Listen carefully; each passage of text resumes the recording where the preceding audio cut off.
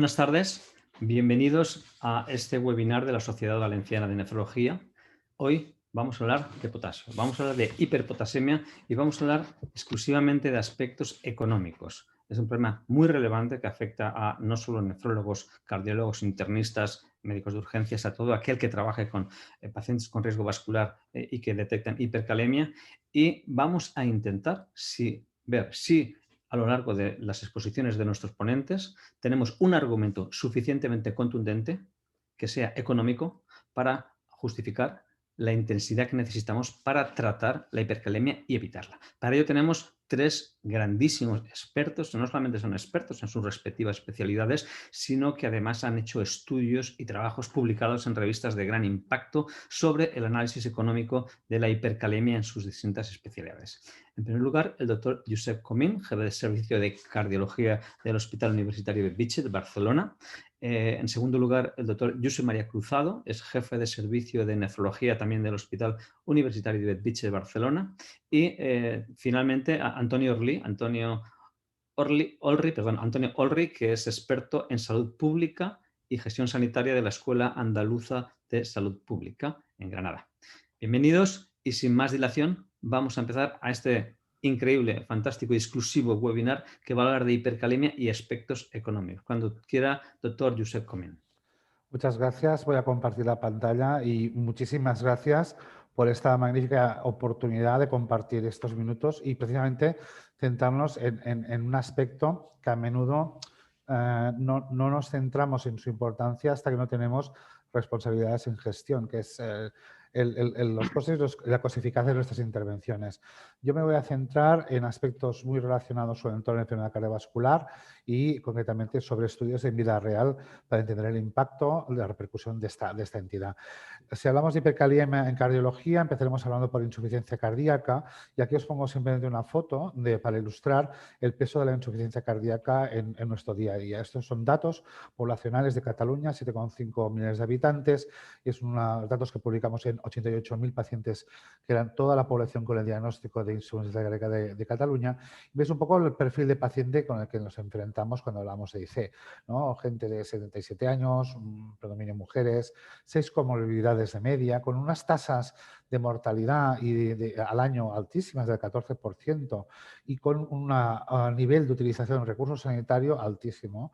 Hablamos de 50%, al menos una vez al año van a contactar a urgencias con numerosos ingresos y contactos en atención primaria. Por lo tanto, es un auténtico problema desde un punto de vista de gestión sanitaria. Y en este mismo sentido y con esa misma población hicimos un análisis de qué impacto tiene en cuanto no solo al uso de recursos médicos, sino también al coste asociado a estos recursos. La primera cosa que vimos, y esto es lo que podéis ver en esta gráfica, cuando analizamos el coste sanitario por percentiles de población, en gris, población general, y en rojo, en población con insuficiencia cardíaca, ya vemos claramente que la línea de la insuficiencia cardíaca deja más área abajo la curva, con lo cual el coste sanitario es mayor. Datos interesantes, y es que al final, y esto tiene que ver, no todos los pacientes tienen el mismo riesgo en cuanto a tener eventos y costes asociados, y por lo tanto la estratificación debe ayudarnos a identificar a aquellos con más riesgo, y por eso va a ser importante identificarlos. ¿Por qué? Porque un porcentaje relativamente pequeño de pacientes va a concentrar la mayor parte del coste sanitario. Por este motivo, aspectos muy importantes como en qué se va a dedicar ese coste cobran importancia de cara a planificar intervenciones que luego sean coste eficaces. Aquí lo tenéis muy claro. Cuando analizamos la insuficiencia cardíaca en Cataluña en un año con un coste medio de 6.500 euros al año, vemos claramente de color verde turquesa cómo el coste se concentra alrededor de la hospitalización. Es más, el tener una hospitalización relativamente reciente nos dispara costes con costes anuales alrededor de los 10.000 euros. Por lo tanto, está claro que este aspecto, los costes, que es algo que se ha replicado en numerosas series en las que no solo en nuestro entorno de atención, ¿no? Atención pública, universal, sino en otros entornos de atención no precisamente universal ni pública, como la insuficiencia cardíaca va a representar a través de la hospitalización una carga insostenible con el sistema. De alguna manera, eso nos lleva, y hablando precisamente de cómo podemos actuar para prevenir ese tipo de acontecimientos clínicos que se asocian a mayor coste, el identificar elementos que permitan detectar pacientes de más riesgo, por tanto de más coste, y que nos va a permitir hacer intervenciones más dirigidas para mitigar esos efectos. Y en este caso, y concretamente, precisamente la hiperpotasemia es uno de esos elementos que, asociados a enfermedades como la insuficiencia cardíaca, por tanto, cronicidades dentro de lo cardiovascular u otros, que nos marcan perfectamente un perfil con peor evolución.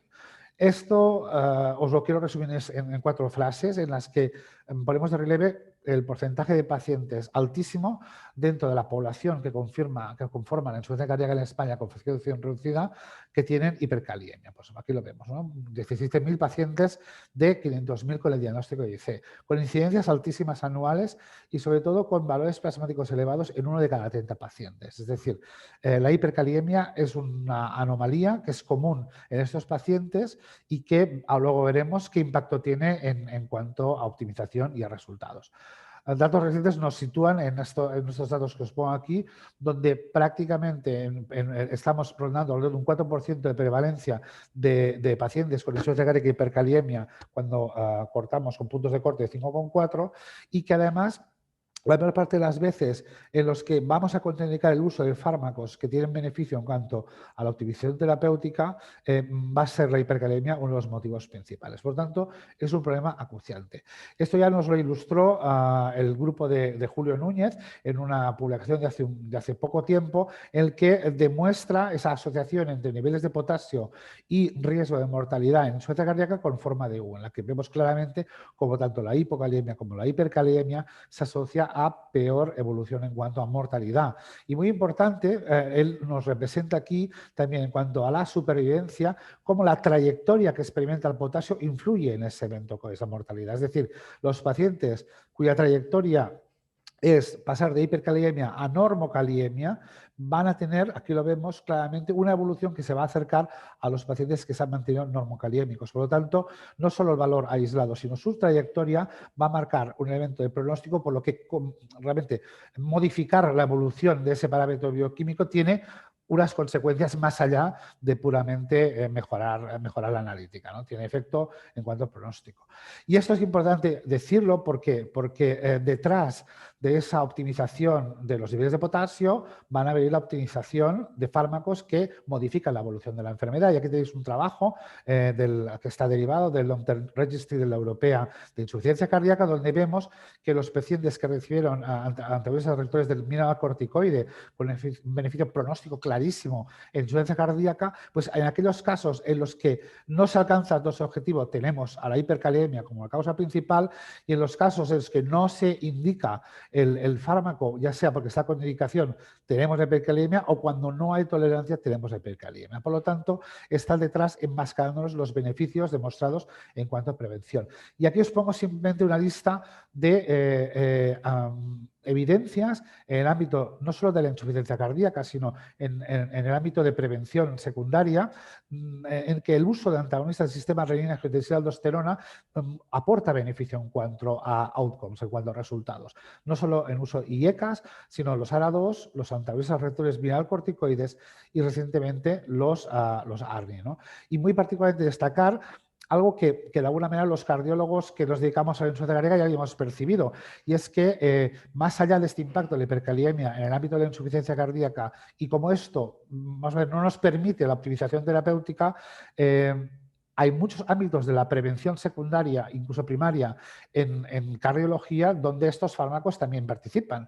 Y esto fue lo que un poco los motivó a intentar investigar, abriendo las compuertas un poco el ámbito de atención más allá de la insuficiencia cardíaca, cuál era la realidad en el ámbito poblacional de alteraciones del potasio en poblaciones con cronicidades que eran de ámbito cardiovascular, metabólico, renal. Por tanto, abrir un poquito el panorama de no solamente hablar, en el caso de los casos de insuficiencia cardíaca, sino otras condiciones. Para este trabajo que os presento, esto es un estudio de base poblacional que se ha realizado a partir de un análisis de más de 375.000 pacientes, en los que analizamos en una área geográfica específica, área de influencia de Belviche, de prácticamente 1,2 millones de personas, todos los individuos mayores de 55 años, en base a obtener información directamente en las bases de datos de atención primaria, hospitalaria y analíticas desde 2015, pudimos hacer un análisis longitudinal retrospectivo en 3 años, en un periodo de 3 años,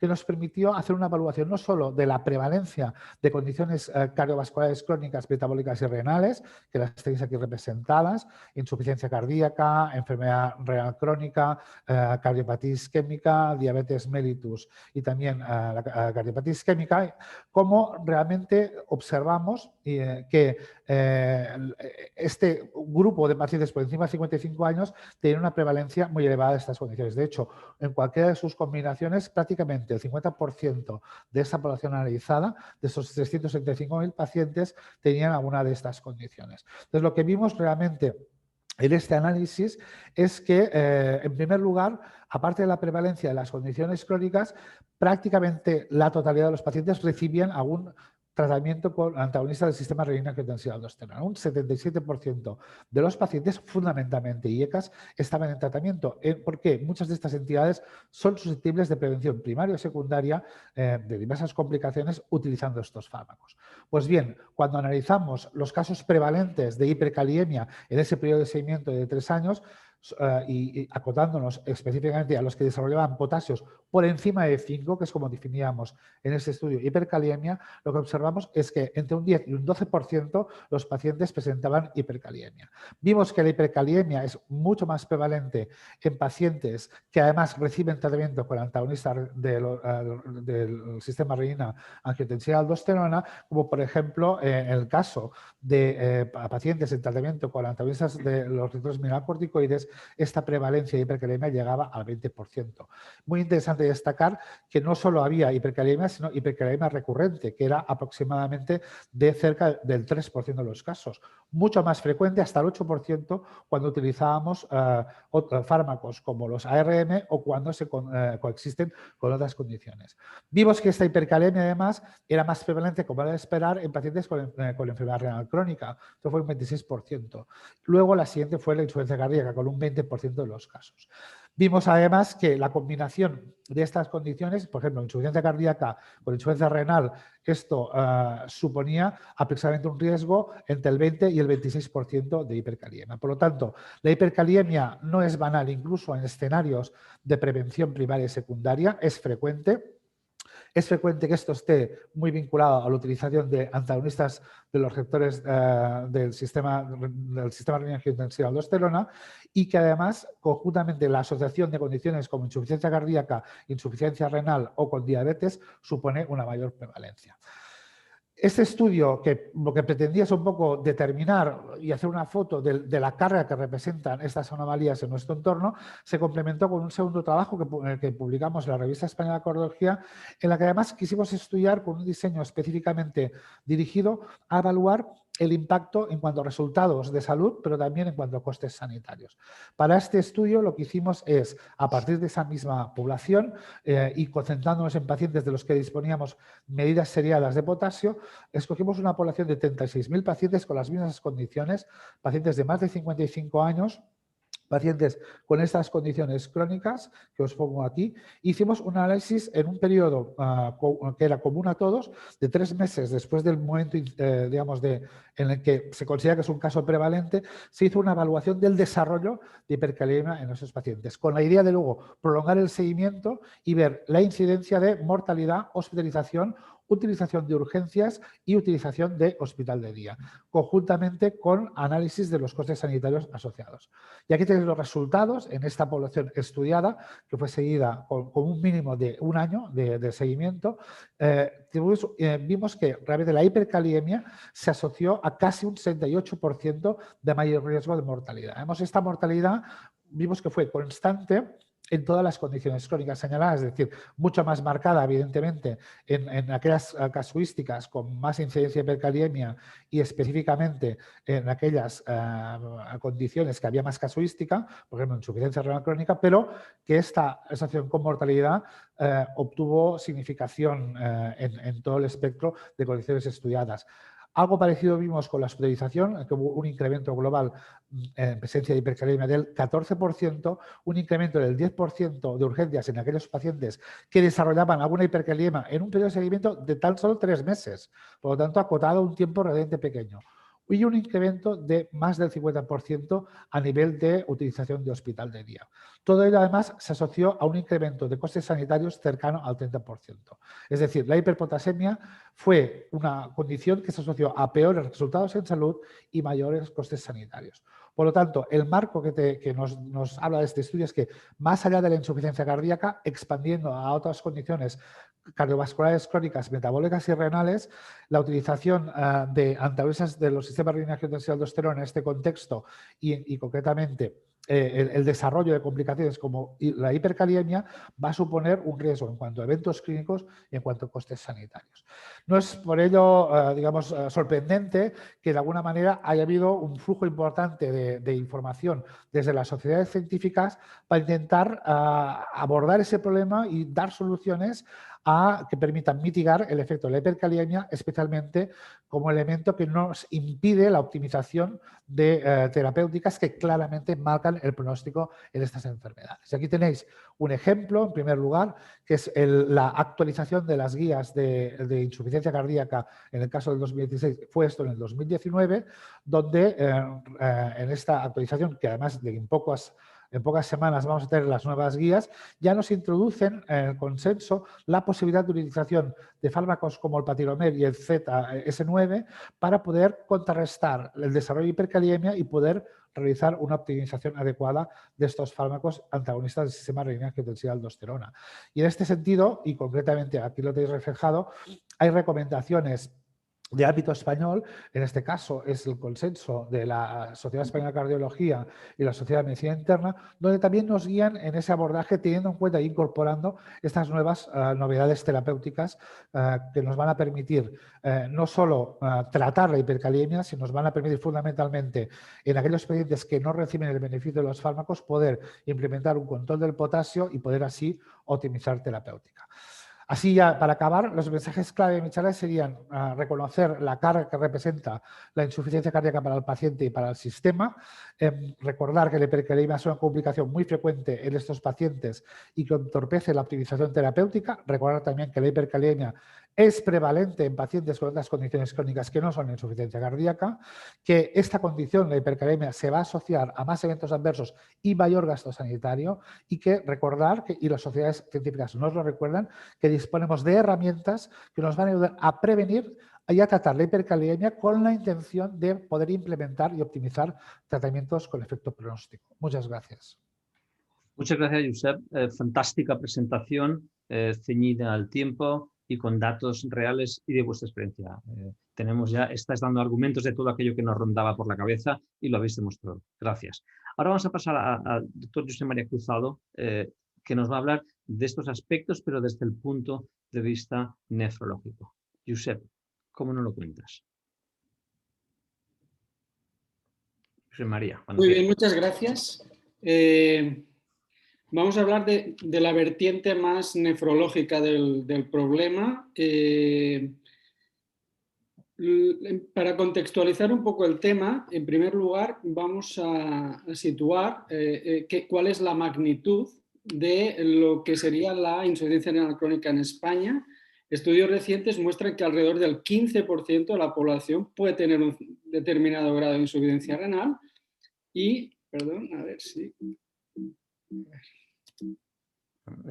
Ahora, esta insuficiencia renal, esta elevada prevalencia se produce por varios motivos, principalmente por el envejecimiento de la población. Existe una pérdida fisiológica de la función renal muy relacionada con la edad y sobre esta pérdida fisiológica de la función renal se añaden comorbilidades como la hipertensión, diabetes y obesidad que magnifican el problema y explican esta elevada prevalencia en nuestra población.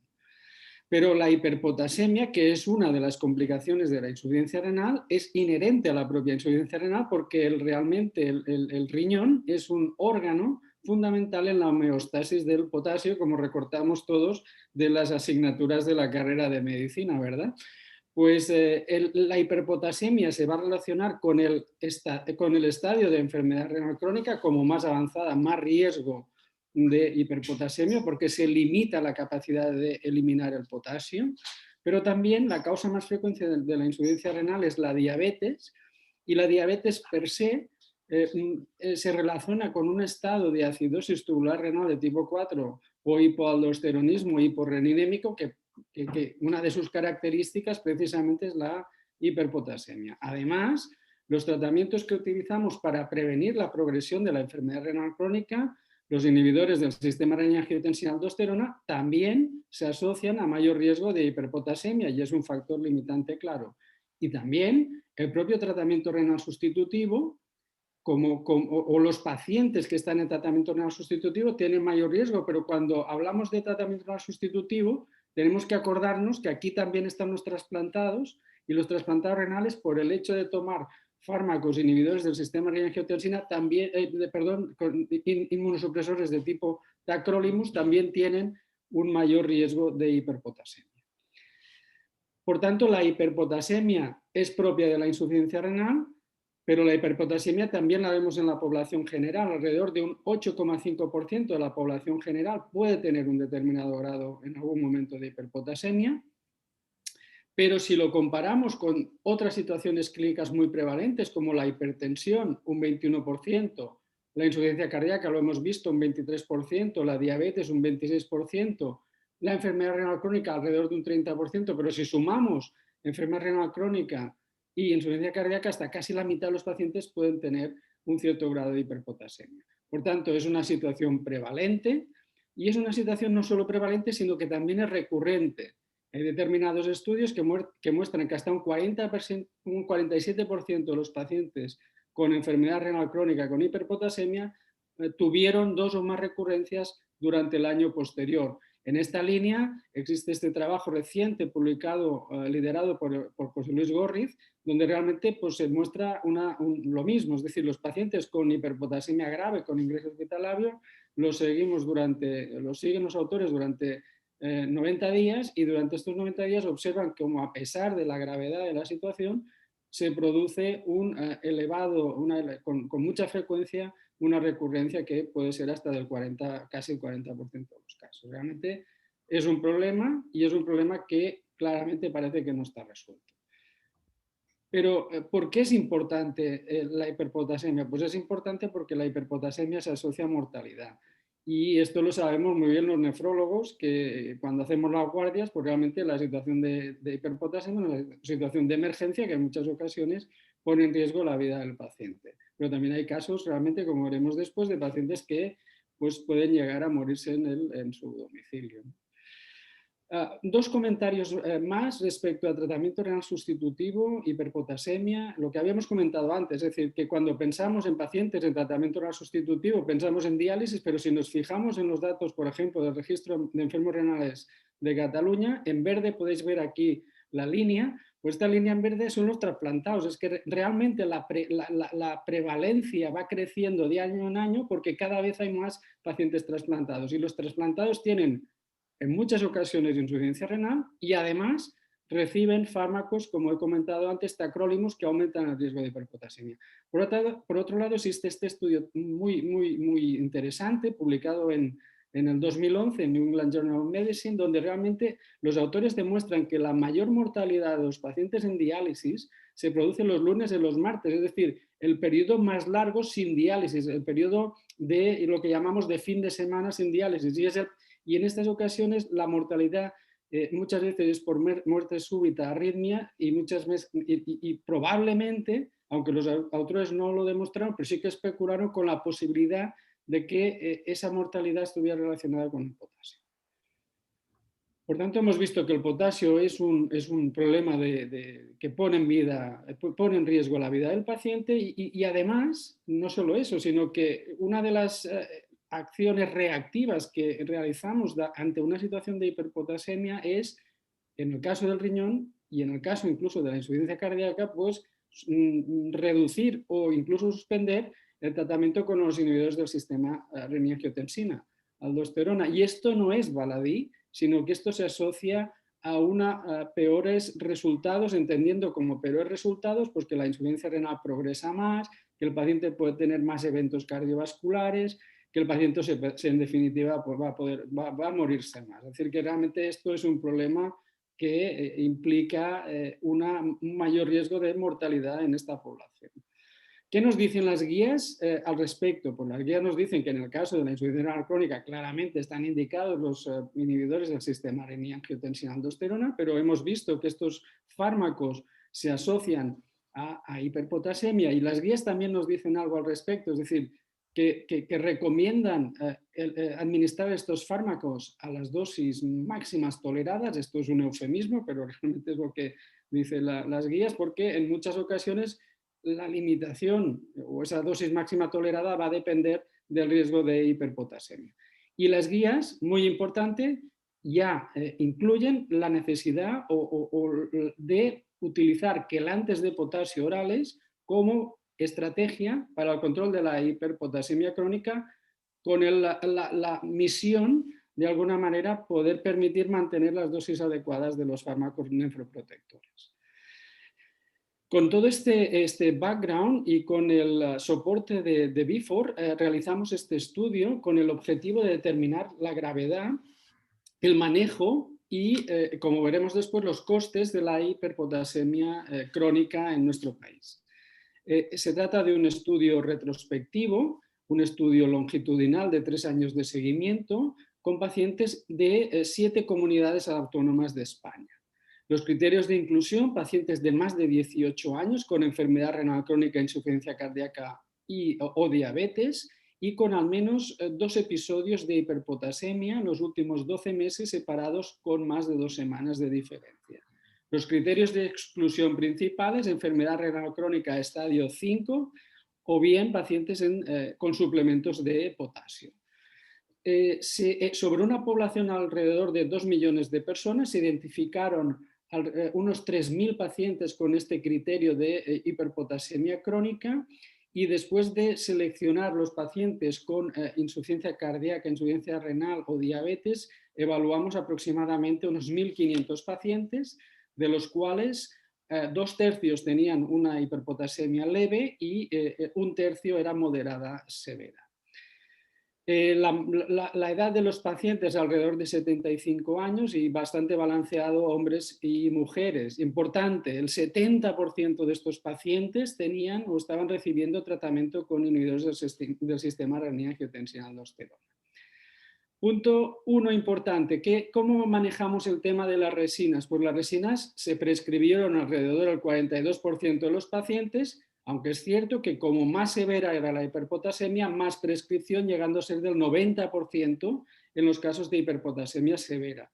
Sin embargo, y muy importante, solo aproximadamente 1/3 de los pacientes fueron adherentes, es decir, que las resinas se prescriben, pero los pacientes no los toman. Y no las toman, digamos que incluso esta adherencia va disminuyendo a lo largo del tiempo, incluso en aquellas situaciones de la hiperpotasemia grave, lo cual obviamente supone un problema. El punto 2 es el manejo, es lo que hace referencia al manejo con los inhibidores del sistema renin-angiotensina. Otra vez, lo mismo, es decir, es muy frecuente la retirada, alrededor del 43%, y como más grave la hiperpotasemia, pues más se acaban retirando los fármacos. Pero lo más llamativo de todo es que en los pacientes con hiperpotasemia severa, a pesar de que se prescriben las resinas, aunque los pacientes no se las toman, a pesar de que se elimina con mucha frecuencia el inhibidor del sistema renin-angiotensina-aldosterona, los pacientes continúan con la hiperpotasemia a lo largo del seguimiento y, por tanto, poniendo en riesgo su situación vital. En definitiva, las conclusiones podrían ser las siguientes. En primer lugar, que la mayoría de los pacientes con hiperpotasemia grave, esta complicación persiste y, por tanto, van a persistir el riesgo de las complicaciones asociadas a la misma. Segundo punto sería que los pacientes con hiperpotasemia tienen una muy baja adherencia a los tratamientos tradicionales con resinas y una elevada proporción de suspensión de fármacos cardio y nefroprotectores, en este caso los inhibidores del sistema renin-angiotensina-aldosterona, y obviamente esto puede dar lugar a mayor progresión de la enfermedad renal por un lado y a más complicaciones cardiovasculares por otro. Por tanto, en este contexto, obviamente, parece claro que se necesitan alternativas terapéuticas que ayuden a controlar este problema, esta hiperpotasemia, y que esas alternativas pues, ofrezcan una tolerancia y adherencia para poder manejar la situación de una forma mucho mejor. Muchas gracias. Muchas gracias, Josep María. Excelente presentación, de forma que nos has planteado los problemas y los retos que tenemos los nefrólogos y los médicos que trabajan con pacientes con insuficiencia renal para el abordaje de la hipercalemia. Y gracias por ceñirte al tiempo. Y para acabar, tenemos a Antonio Olrich. Antonio Olrich, como hemos dicho, es experto en salud pública y gestión sanitaria y es técnico de la Escuela Andaluza de Salud Pública y nos va a contar aspectos económicos en trabajos que han realizado y analizará lo que hay en la literatura y en la experiencia en este mundo. Cuando quieras, Antonio. Gracias por estar ahí.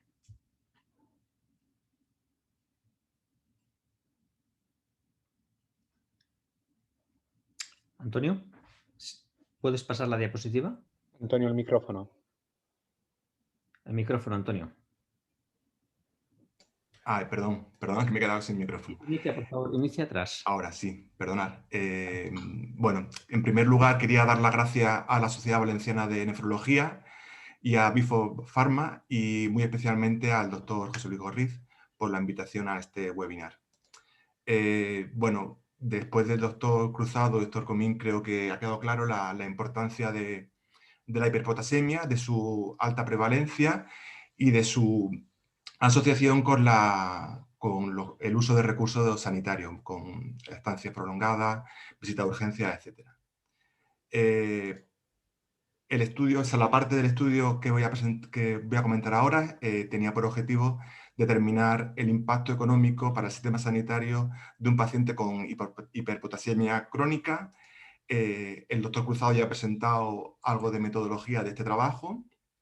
Simplemente añadir que para este trabajo se utilizó la base de datos BIGPAC, que está incluida en la red europea de farmacovigilancia y que incluye a 7 comunidades autónomas españolas.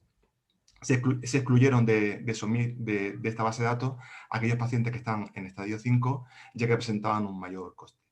Para la estimación del coste anual se utilizaron para los fármacos la base de datos de PostPlus y para los procedimientos la base del Ministerio de Sanidad y Consumo español.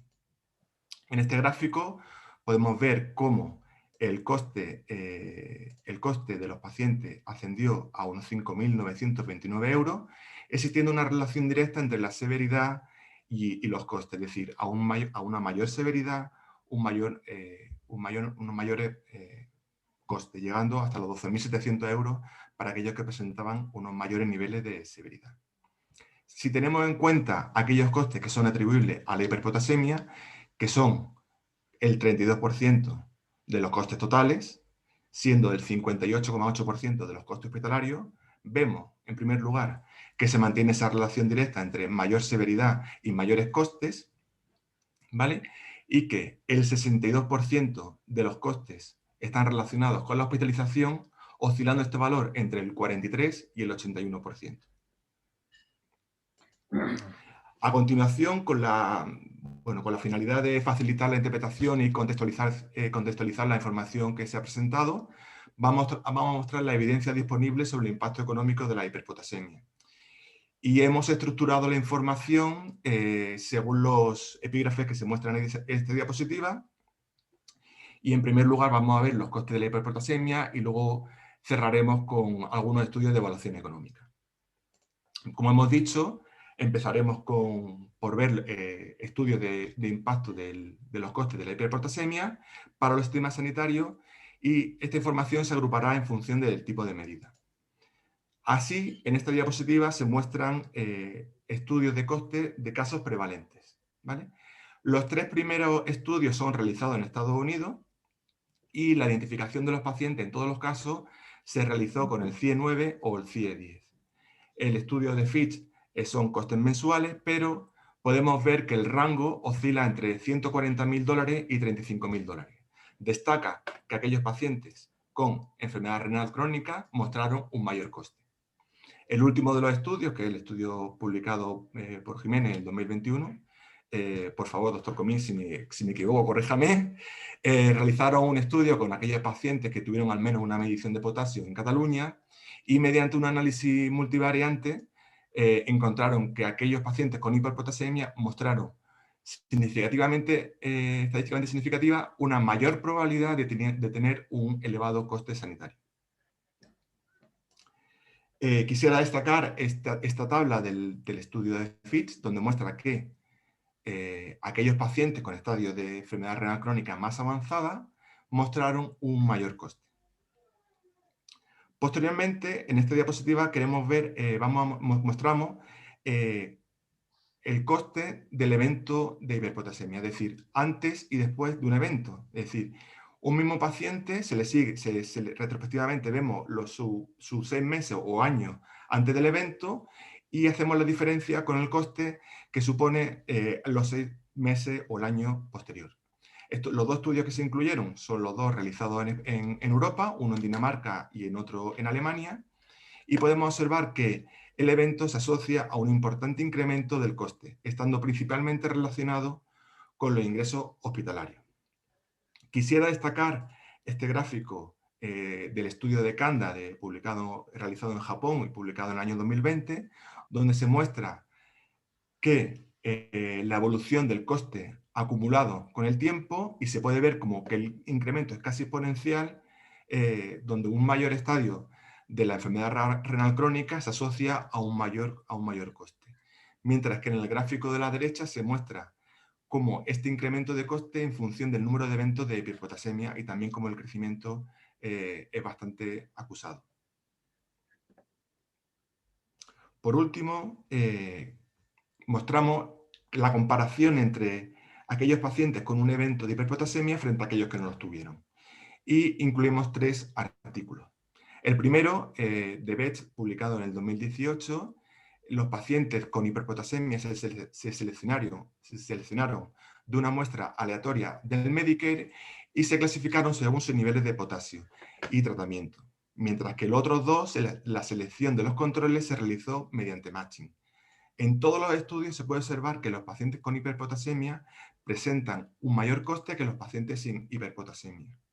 Quisiera destacar en este sentido esta tabla del estudio de Evans 2019, donde muestra que aquellos pacientes con enfermedad renal crónica, aquellos pacientes con hiperpotasemia, iniciaron el tratamiento con diálisis antes que aquellos pacientes que no tenían hiperpotasemia.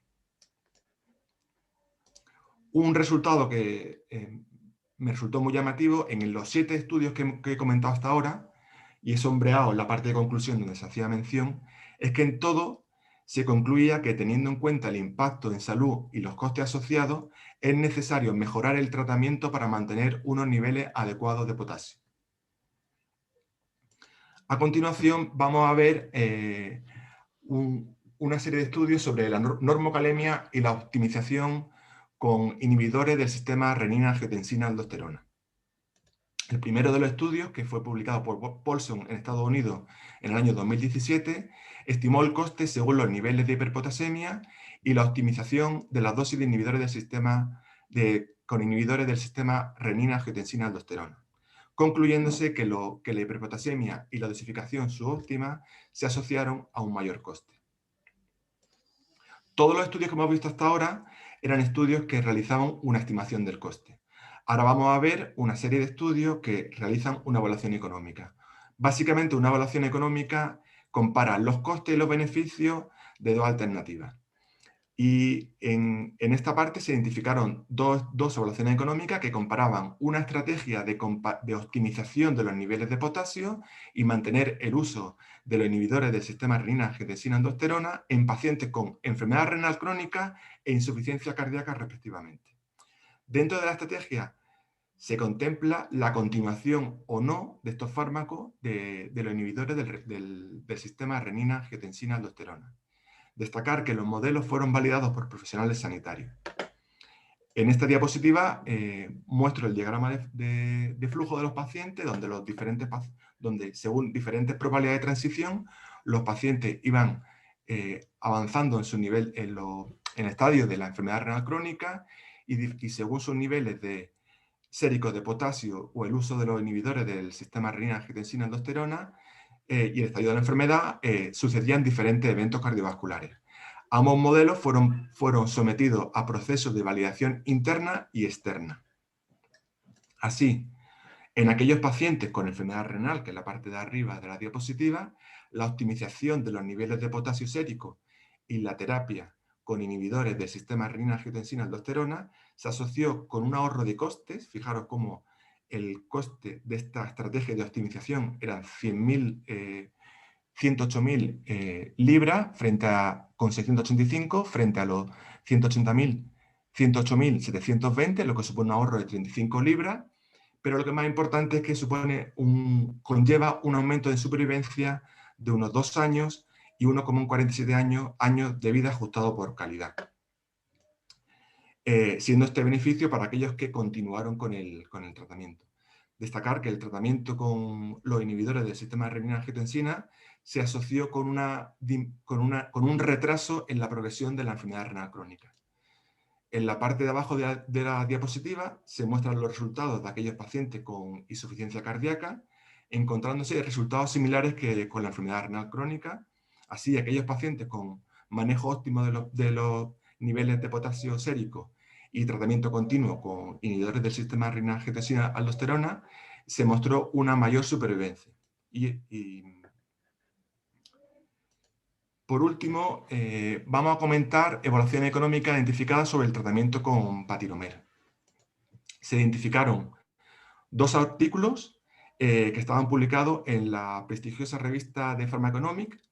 El primero de ellos evaluó la combinación de Patinomer, espironolactona y ECA frente a una alternativa con IECA sola en pacientes con insuficiencia cardíaca, mientras que el segundo comparó el uso de Patinomer frente a no usarlo en pacientes con enfermedad renal crónica. El primer artículo, mediante un modelo de Markov con 3 estados de salud, se utilizaron diferentes fuentes de información y se encontró que la alternativa con los 3 medicamentos, recordad que era Patinomer, espironolactona e IECA, consigue una mayor supervivencia, 0,67 años, y un mayor año de vida ajustado por calidad, 0,19, con menores costes por hospitalización, o sea, supone un ahorro por costes de hospitalización de $1.300, y permite el mantenimiento de espironolactona a largo plazo, que eso tiene su importancia, tal y como ha comentado el doctor Cruzado. Por todo ello, resulta ser que el tratamiento con Patinomer es coste efectivo en pacientes con insuficiencia renal crónica. En cuanto a los pacientes con enfermedad renal crónica, los resultados fueron muy similares que lo descrito anteriormente. Así, el tratamiento con Patinomer mostró una ganancia en supervivencia,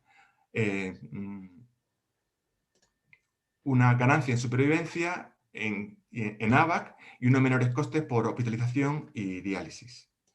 Ambos estudios concluyen que el tratamiento con Patinomer es coste efectivo, y por todo ello podemos concluir que la evidencia muestra que la hiperpotasemia supone un alto coste para los sistemas sanitarios, que la optimización de los niveles de potasio sérico y la terapia con los inhibidores del sistema renina-angiotensina-aldosterona resulta coste efectivo, ya que ahorra coste y aumenta la supervivencia, y por último, que en pacientes con enfermedad renal crónica e insuficiencia cardíaca, el tratamiento con Patinomer es coste efectivo.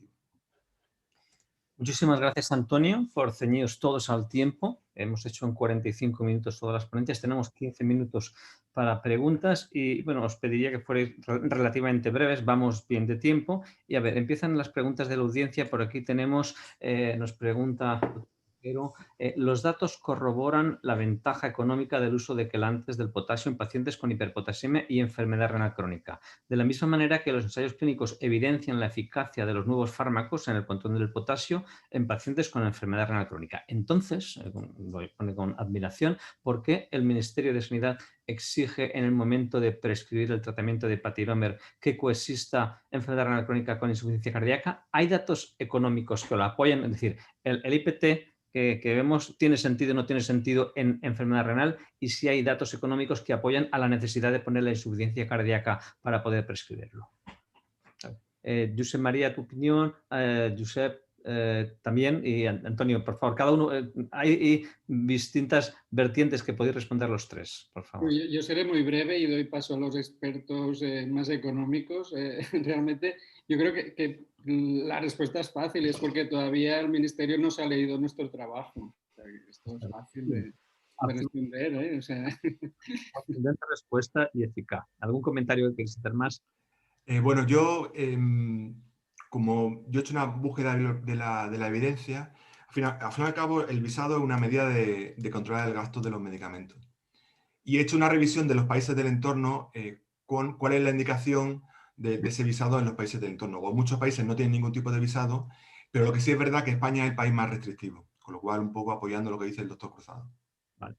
Muy bien, pues realmente no sé, ¿qué sugerencias podréis hacer, aparte de la que ha hecho Josep María, que es muy contundente? Que se lean los estudios, o a lo mejor quizá las sociedades científicas tenemos que movilizarnos en conjunto con la Sociedad Española de Nefrología, que somos los más perjudicados, para decirles, señores, miren los datos que ha presentado Antonio Olri han sido contundentes, el ahorro en libras, el ahorro independientemente de los datos clínicos, que aquí estamos hablando de esto. ¿Alguna sugerencia, Josep María o Antonio, para los nefrólogos para ver cómo podríamos manejar esto?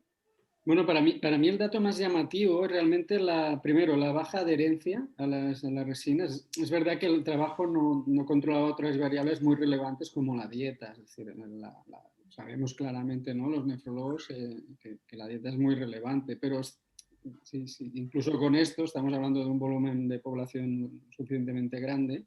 Llama la atención la baja adherencia a las resinas. Y otra cosa que a mí me sorprendió muy negativamente, y es que en los pacientes que tienen más hiperpotasemia, es decir, la más grave, estamos hablando de potasios ya muy altos, por tanto, riesgo vital, estos pacientes, a pesar de todo lo que hacemos, de que los manejamos fuera de guía, retirando los fármacos inhibidores del sistema de angiotensina, que les prescribe una resina y tal, estos pacientes continúan en riesgo a lo largo de todo un seguimiento de 3 años. Es decir, que realmente es una situación no resuelta, con un impacto, ya hemos visto, económico, pero con un impacto también en mortalidad, seguro, que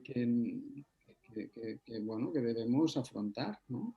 Pienso que claramente las resinas no son suficientes como estrategia, ¿eh? Las pacientes no se las toman, vamos, está claro. ¿Algún comentario, Josep? Vosotros, los cardiólogos, sois más espabilados que los nefrólogos toda la vida. ¿Algún comentario vuestro y algún comentario técnico de Antonio? Yo creo que desde un punto de vista práctico, posiblemente los cardiólogos aprenderemos directamente ya a utilizar los nuevos fármacos quelantes del potasio, porque no hemos pasado por la fase de aprendizaje resincal, es decir, ya no lo tenemos computado como una herramienta óptima. Yo creo que eso es una ventaja, ¿no? Esto que digo nos pasa igual que con el hierro intravenoso, ¿no? Empezamos directamente con el intravenoso, ya no nos aprendimos el oral, ¿no? Pues esto es lo mismo. Yo creo que esto es positivo, sobre todo en entornos de atención de programas de insuficiencia cardíaca y no unidades muy especializadas, ¿eh? Cualquier unidad que tenga mínimamente una buena estructura de optimización terapéutica ha hecho aflorar la necesidad no cubierta de disponer de fármacos para conseguir los objetivos. La evidencia que hay detrás en cuanto a llegar a dosis óptimas de RASI, de antagonistas del sistema renal, es tan aplastante que de alguna manera, digamos que a nivel de opinión cardiológico, insuficiencia cardíaca, esto está ganado. Creo que se está haciendo un camino con algunos estudios en ámbito de la IC, que es el estudio Diamond, donde se está intentando demostrar que esa optimización terapéutica porque has controlado el potasio va a revertir en eventos clínicos, va a ser un evento decisivo para vencer ciertas resistencias, por lo menos por el lado de la insuficiencia cardíaca. Por tanto, diría en paralelo con las iniciativas que puede haber las sociedades, que creo que son clave, porque es un lobby importante que debe hacer presión, que debe poner de manifiesto que la arbitrariedad de un visado como el que tenemos ahora tiene un coste en muertes, y esto hay que decirlo claramente.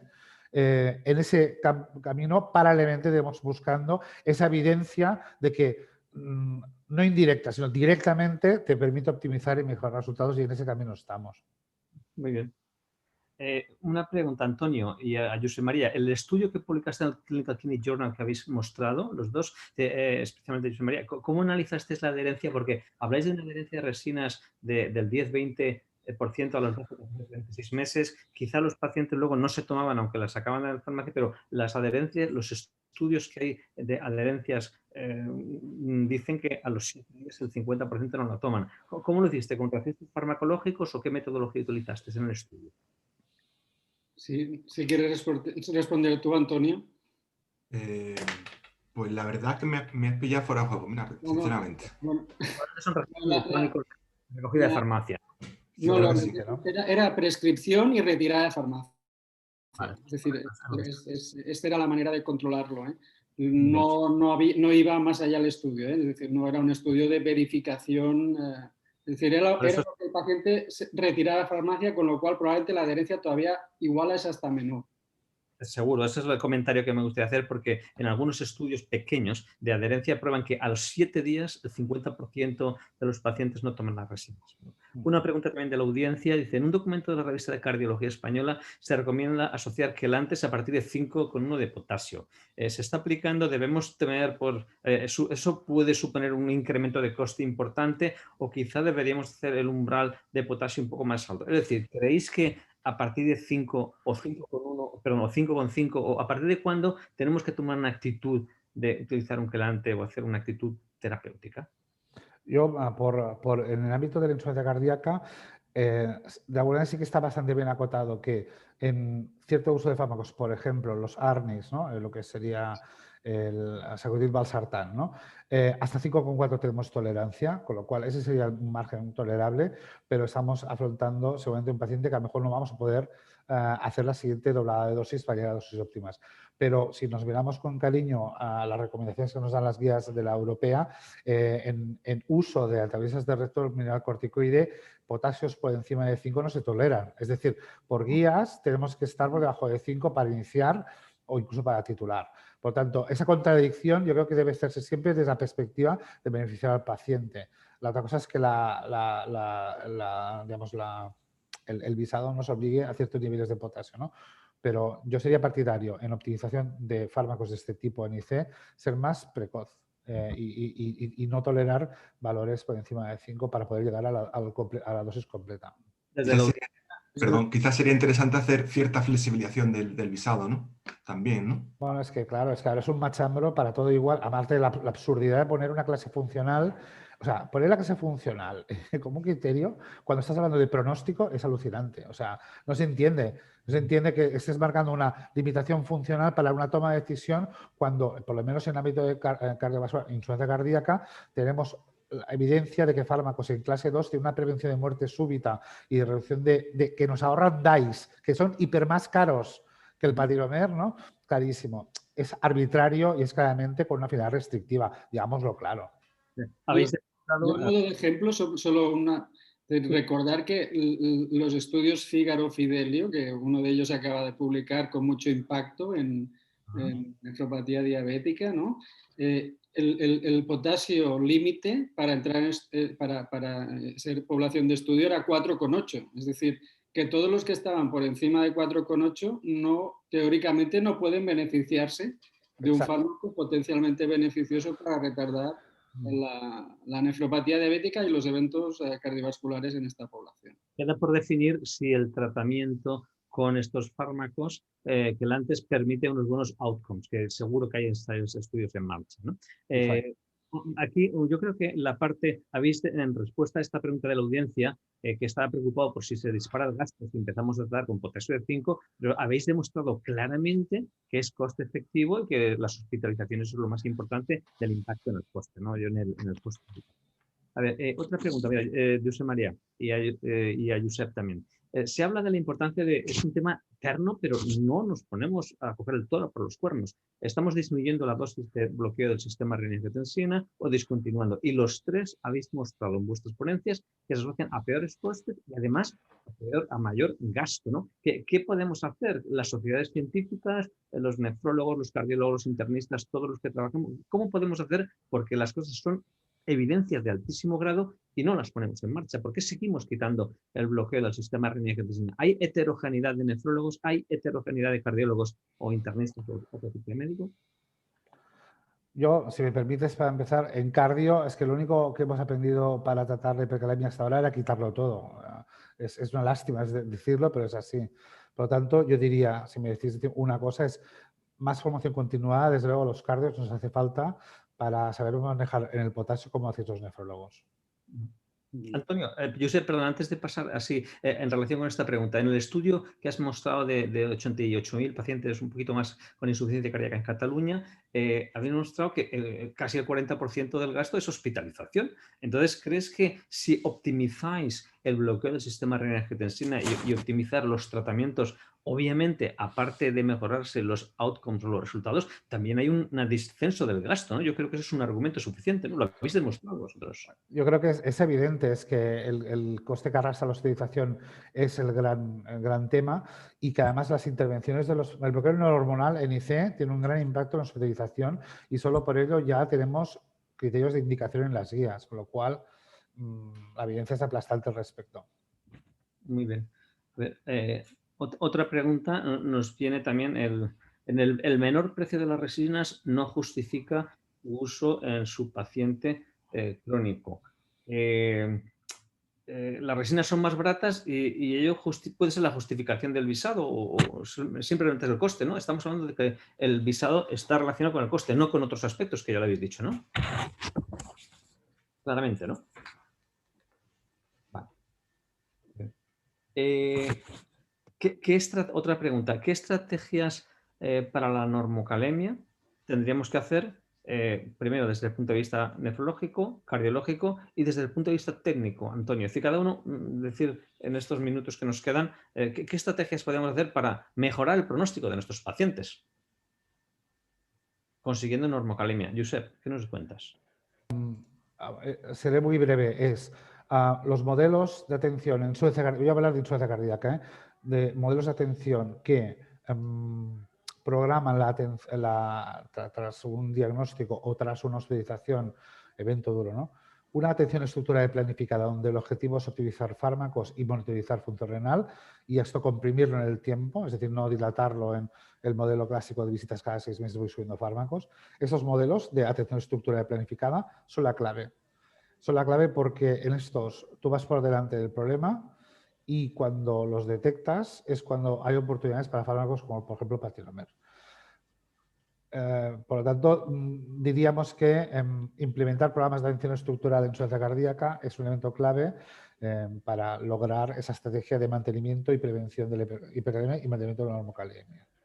Claro, yo en mi presentación había dos estudios que eran un poco apoyaban lo que decía el doctor Comín, que la optimización de los niveles de potasio sérico conseguían una mayor supervivencia de los pacientes y un ahorro en los costes por hospitalización, con lo cual reforzar un poco lo que estaba diciendo el doctor Comín.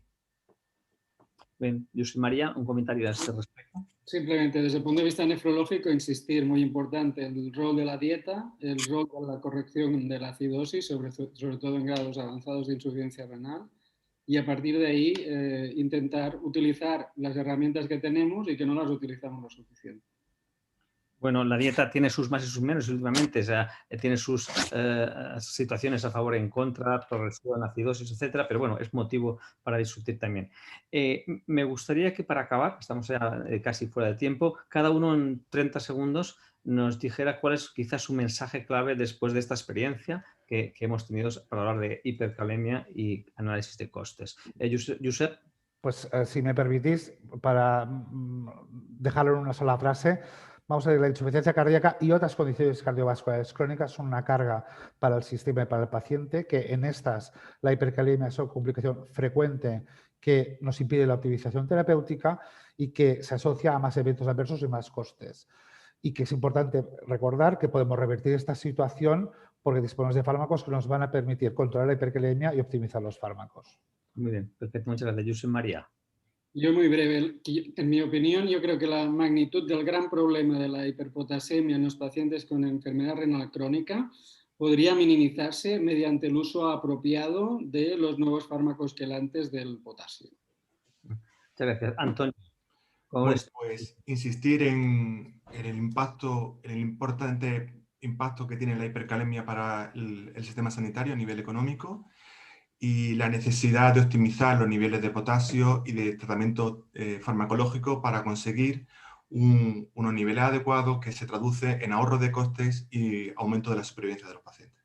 Muy bien, muchas gracias. Hasta ahora teníamos argumentos clínicos para tratar la hipercalemia. Los habéis recordado todos, pero después de este magnífico webinar, y os doy la enhorabuena a los tres, tenemos razones y argumentos económicos para tratar la hipercalemia y conseguir la normocalemia de nuestros pacientes. Muchas gracias.